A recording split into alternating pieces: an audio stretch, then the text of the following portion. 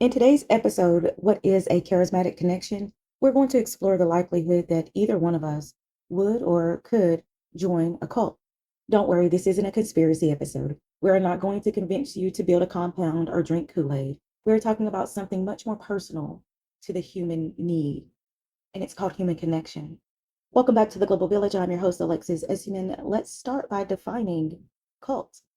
A cult must have at least three main ingredients: a charismatic leader, some tactical form of psychological manipulation, and a structure of hierarchy.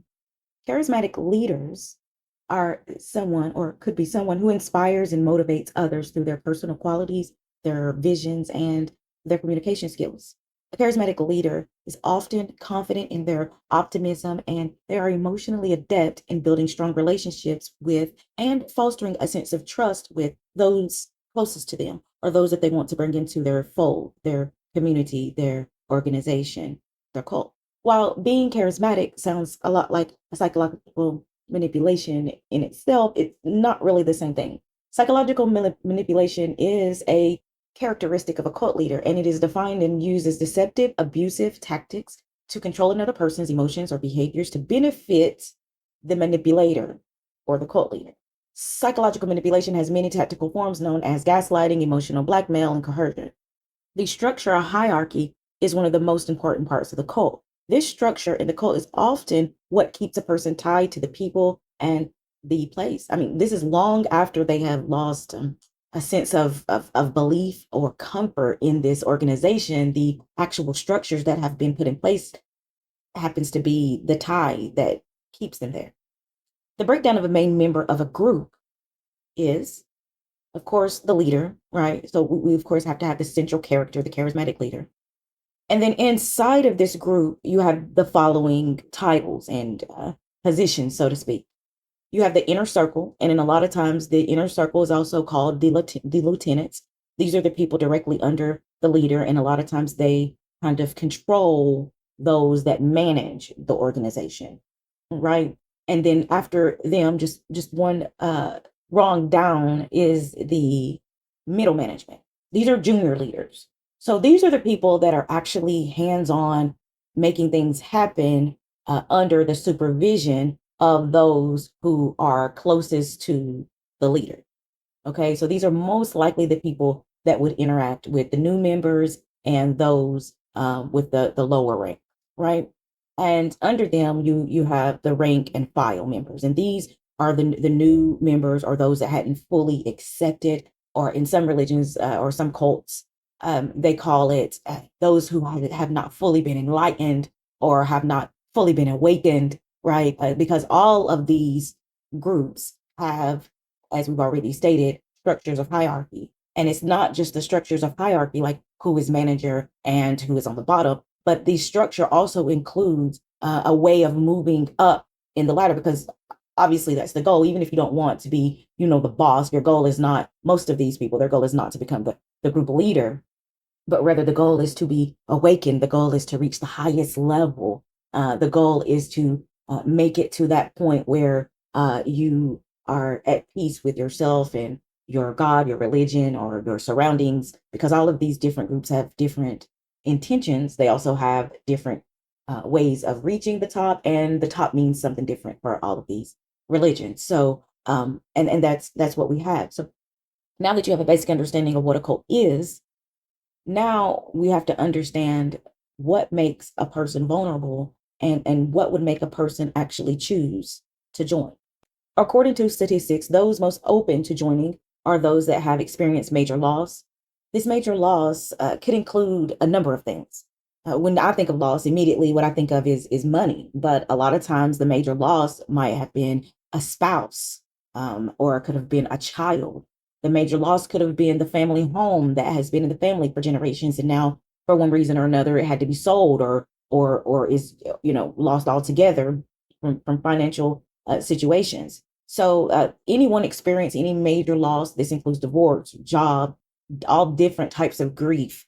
And so those that are in a transitional area as well would be susceptible to joining the cult. And when I think immediately of transitional area, what I think of is like the post grad, right? The one that spent a great majority of life basically in school or in some type of educational situation, and now they are completely about to step out into the real world as a fully functioning, hopefully degreed individual of the world. And so this is huge, right? So the post grad, those that are going through midlife, those that are going through that empty nest. So all these different transitional identities and phases in life could also make you susceptible to a code.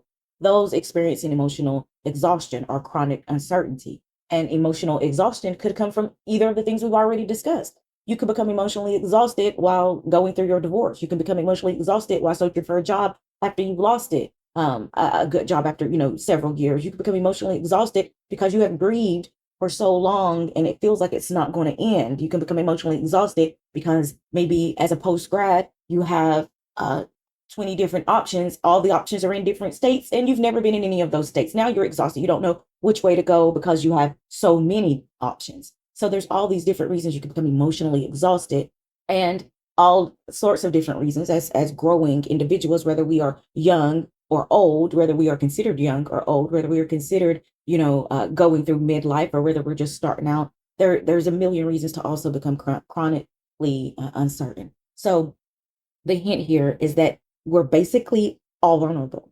We can't really point a finger and say, those kind of people join a cult, because statistically, most members are recruited between the ages of 18 and 30, while the average member's age is about 20. In the United States, those trends tend to slide towards the upper class and well-educated young adult.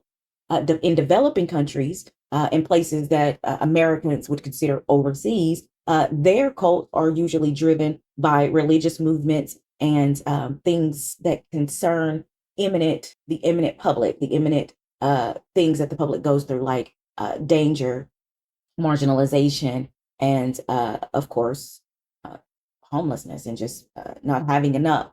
And so you have two different mindsets of these cults. So generally in the United States, they typically go towards the highly educated, or at least the well-educated, and those that would be considered younger, 18 to 30.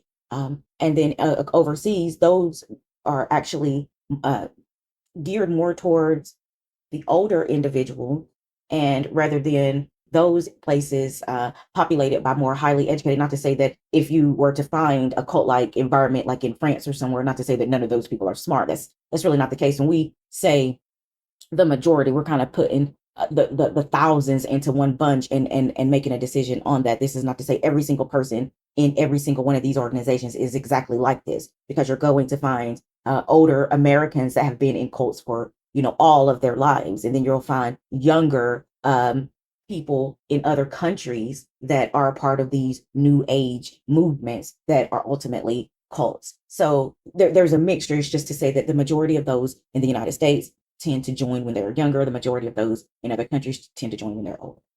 Generally speaking, globally, there's about 4,000 cults created every year. The average duration of a cult member, their stay, is about 3 to 7 years on average. However, despite the seemingly short duration of the membership, around 25% report long-term trauma.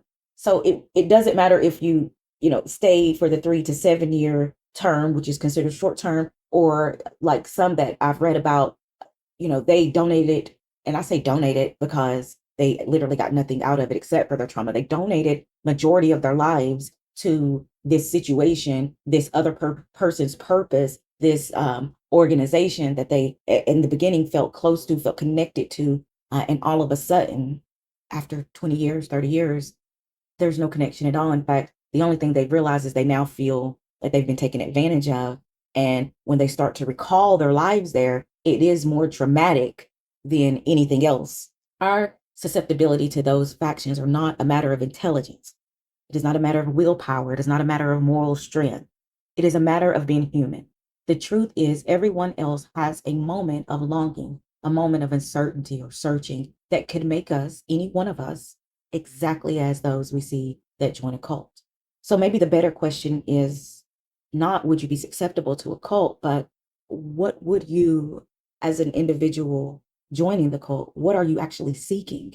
Because the susceptibility is there for everyone. It seems like we are all susceptible on some level, whether you are old or poor, whether you are educated or not. What if I told you everything you are looking for in a high control group, belonging, purpose, love, guidance, it already exists in the world around you? For example, most people that join cults are basically searching for an alternative to their typical lifestyle or a typical family gathering. So some healthy alternatives to these are to join a local club, like a book club or a gardening club. You can create volunteer projects for organizations that need help. You can attend a local community events, connect with your neighbors, or create a potluck or movie night once a week. Become a member of these groups or create your own sense of belonging. Look for structure and routine. Build personal rituals for others to join into, like start walking and post signs about, your neighborhood's weekly walk. Start a hobby class or a Bible study. Start something that interests you, and you might find that that something interests the entire community, maybe the entire church, maybe the entire club. For adventure and growth, travel to nearby towns, nearby parks and cultural sites. Try a new hobby in a place that you've never been. So, like if you are the kind of person that likes to knit and you already have a knitting group, and maybe you're not, having as much fun with that group. So just get on the internet and Google knitting groups near me. You might find one 20 or 30 minutes away, totally different group of people, not that far from home. Now you've engaged in an adventure, right? Because now you're traveling to a place you haven't been, and you're about to meet people you've never seen before. You might not like any of them either, but this is how it works. This is how we find connection. You might like them all and they might love you too. You might find out that some of those people need to connect with some of your first group. And you might bring them together on a totally different topic, right? Everyone met because you like to knit. And as it turns out, you all have grandchildren that have play special instruments or know special languages that most people don't know, or have some type of extremely cool thing about the personality. And now you want to discuss that, or now you want to help them to grow. Your grandchildren, you want to help your grandchildren to grow in these ways so you guys can get together and do it as a family, do it as a unit. Maybe you're just a little bored and you don't really need so much of the social interaction. You just need to find more things to do with your hands and your mind. Maybe you're in one of those transitional phases. Maybe you newly retired or you're newly empty nester. And so why don't you do something like create an oasis in your backyard, or turn that new extra bedroom into a lounge with special lighting that's just for you? When we can be honest with ourselves and we are clear about what we need, we can take a look into the many avenues of freedom. We are all susceptible, but we do not all have to put ourselves in danger. Knowing our needs and desires, understanding what we value and what we love, understanding what makes us come alive and what brings the map of our inner world to manifestation. Once we understand these things, we become fearless. And as fearless, functioning human beings, we are far less likely to wander into territory that will hurt and dismantle our understanding of ourselves and our world.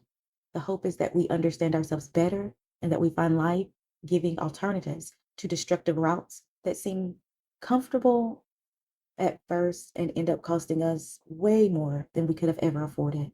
Take a leap, explore your world, and never forget boundaries reflect love, not rejection. Allow your love to flourish. This episode was written and directed by me, Alexis Essiman. I am your host, and we are the Global Village.